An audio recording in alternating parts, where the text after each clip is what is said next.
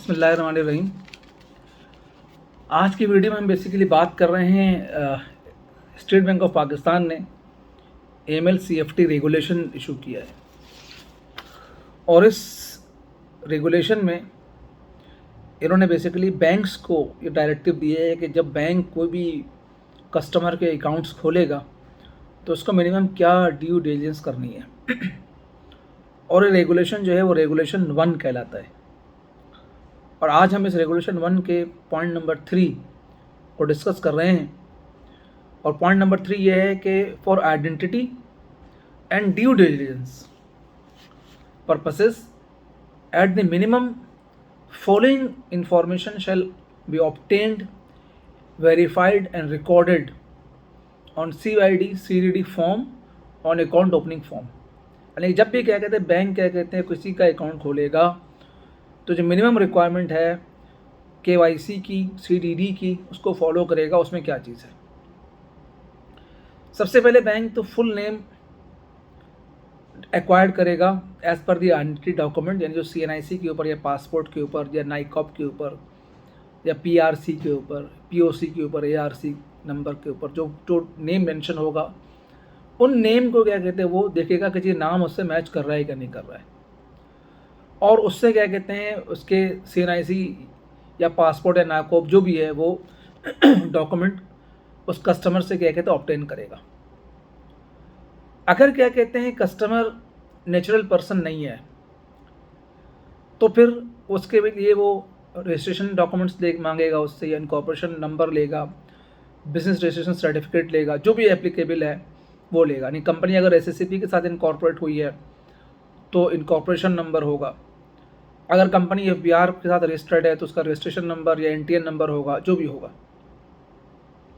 तीसरी चीज़ जो बैंक क्या कहता है ऑब्टेन करेगा वो ये करेगा उसका एग्जिस्टिंग रेजिडेंशियल एड्रेस और रजिस्टर्ड बिजनेस एड्रेस, दोनों चीज़ें लेगा। अगर वो इंडिविजुअल है, इंडिविजुअल अकाउंट्स ओपनिंग के लिए आए हैं तो उनके लिए वो एग्जिस्टिंग उसका रेजिडेंशियल एड्रेस देगा।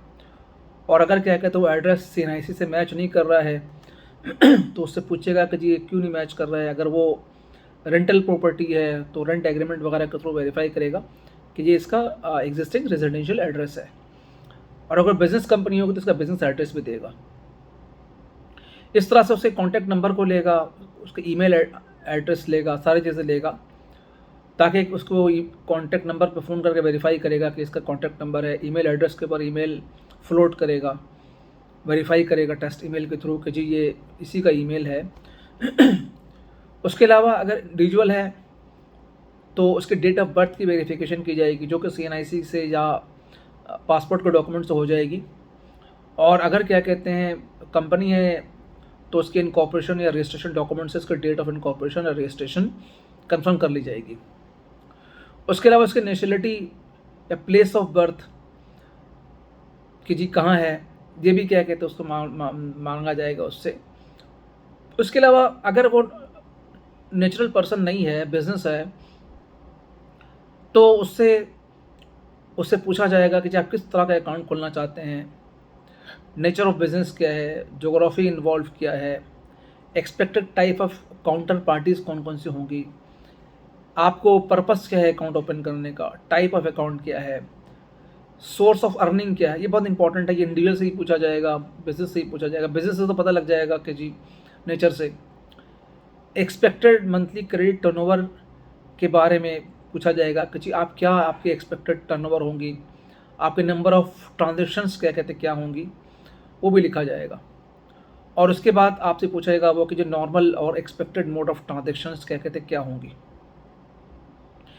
The bank DFI shall verify identities of customer natural persons, and in the case of legal person, identities of their natural persons from relevant authorities where necessary, using the reliable independent source, and retain on record copies of all reference document used for identification and verification. The verification shall be the responsibility of concerned bank DFIs, for which the customer should neither be obliged not the cost of such verification भी pass on the customer. ये बहुत important है कि इन तमाम verification के लिए जो भी कॉस्ट इनकर्ड होगी बैंक उन कॉस्ट को क्या कहते हैं खुद बियर करेगा, उसकी कॉस्ट वो कस्टमर से क्लेम नहीं करेगा। इस तरह से क्या कहते हैं, अगर कोई बंदा नेचुरल पर्सन के बिहाफ पे अगर क्या कहते हैं एक्ट कर रहा हो तो बैंक उसकी भी वेरिफिकेशन करेगा। सब सेक्शन 5 ये कहता है कि in relation to para 4 above where one or more natural person are acting on behalf of customer or where customer is legal person, bank DFI shall identify the natural person who act on behalf of the customer and verify the identity of such person. For example आपका business account है, आपने business account खुलवाया लेकिन आपने किसी को authorise person nominate कर दिया, तो ऑथोराइज पर्सन की भी वेरिफिकेशन होगी कि ऑथोराइज पर्सन वाकई नेचुरल पर्सन है कि नहीं है, उसके CNIC, उसके आइडेंटिटी के डॉक्यूमेंट्स वगैरह देखे जाएंगे।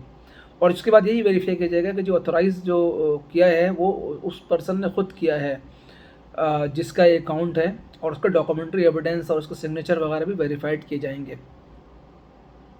इस तरह से क्या कहते हैं, अगर बेनिफिशियल ओनर के बिहाफ पे कोई अकाउंट कोई ऑपरेट कर रहा है तो फिर बेनिफिशियल ओनर की इंफॉर्मेशन भी क्या कहते ली जाएगी। और अगर कोई इस तरह से टाइमिंग ऑफ वेरिफिकेशन क्या होगी, verification of the identity of the customer and beneficial owner shall be completed before business relations are established including verification of CNIC NACAB from NADRA where required for customer under these regulation। यानी bank के लिए ज़रूरी है कि वो account open करने से पहले कस्टमर से क्या कहते हैं कोई बिजनेस रिलेशन क्रिएट करने से पहले नादरा से क्या कहते हैं वेरिफिकेशन क्या कहते करे। ये नहीं कि जी आपने पहले ही थोड़ी ट्रांजेक्शन स्टार्ट कर लिया।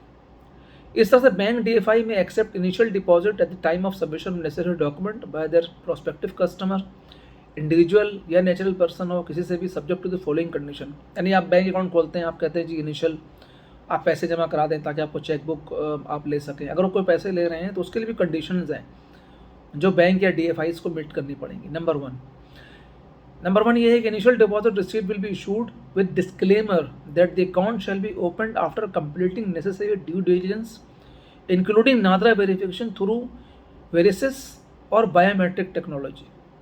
यानी अगर आप इससे पैसे पहले ले रहे हैं और आपने डॉक्यूमेंट की वेरिफिकेशन नहीं की है और आप अकाउंट ओपन कर रहे हैं तो आप उसमें ये लगाएंगे कि जी ये सब्जेक्ट टू वेरिफिकेशन है। ए temporary account number shall be generated which will be validated after completion of due diligence process. Temporary account number generate किया जाएगा जो बाद में वैलिडेट कर दिया जाएगा जब वेरिफिकेशन हो जाएगी। The initial deposit will be credited to customers designated account only. और जो इनिशियल डिपॉजिट होगी वो कस्टमर के अकाउंट में डेजिग्नेटेड अकाउंट के अंदर ही क्रेडिट की जाएगी। No transaction in the account, issuance of chequebook, ATM card or any other instrument is allowed until completion of verification of identity of the customer. However, in case of biometric thumb impression of customer verified from NADRA is taken by the bank, the account may be activated instantly subject to the satisfaction of due diligence. इसके अलावा the branches of bank DFIs will maintain a list of all such customers accounts where the business relationship needed to be closed on account of negative verification। इस तरह से अगर किसी की verification होती है, कोई नेगेटिव वेरिफिकेशन हो जाती है, उसके अकाउंट्स क्या कहते हैं अगर क्लोज क्या कहते हैं करना पड़ जाए तो उसकी भी बैंक के लिए जिम्मेदारी है कि उसकी रिकॉर्ड को मेंटेन करेगा कि किन किन लोगों के अकाउंट्स को नॉन वेरिफिकेशन की वजह से क्लोज किए गए। ये इन्फॉर्मेशन किसी वक्त भी स्टेट बैंक ऑफ पाकिस्तान उससे मांग सकता है। The bank DFI shall guide the customer to visit relevant branch to get refund of initial deposit in case of negative NADRA verification. अगर आपने अकाउंट नहीं खोला, नादरा की कोई नेगेटिव वेरिफिकेशन आ गई है तो फिर आपको उसको डिपॉजिट वापस करना है। अब आप बैंक की जिम्मेदारी है कि वो कस्टमर को गाइड करेगा कि वो कहाँ से अपनी जो इनिशियल डिपॉजिट है वो वापस ले सकते हैं। हमें उम्मीद है कि आपको हमारी ये ड्यू डिलिजेंस से रिलेटेड वीडियो पसंद आई होगी। अगर आप चाहते हैं कि आपकी मालूमाती वीडियो मिलते रहे तो हमारे चैनल को लाइक कीजिए और सब्सक्राइब कीजिए। Thank you very much.